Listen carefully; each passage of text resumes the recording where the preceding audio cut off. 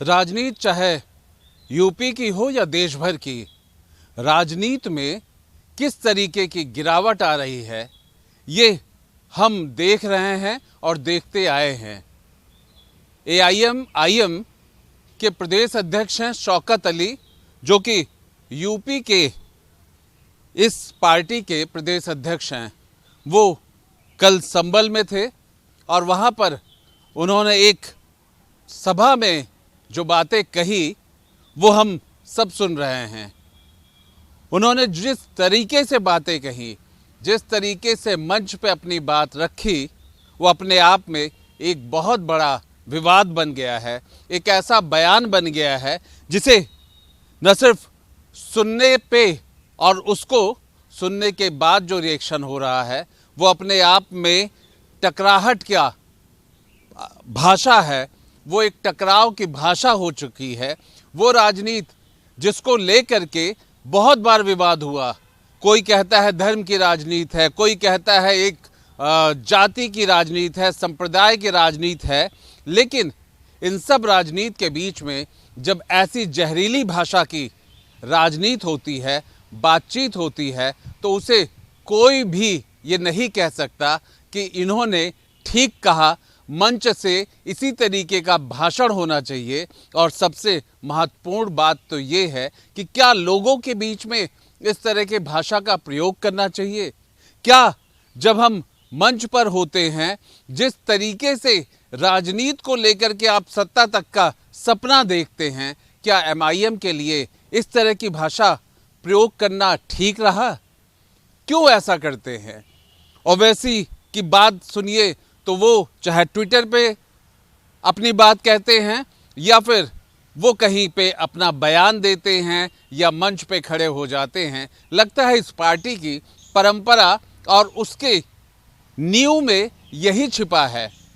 सिर्फ और सिर्फ उन्होंने ये नफरत की राजनीति को हवा दिया है। बात बात पे इस्लाम को ले आते हैं बीच में और मुसलमान को वो एक ऐसा हथियार बना चुके हैं कि उन्हें लगता है कि इस्लाम और मुसलमान ये दो ऐसे शब्द हैं जिसको लेकर के वो यूपी की राजनीति की सत्ता पर आ जाएंगे और बाकियों को हटा देंगे।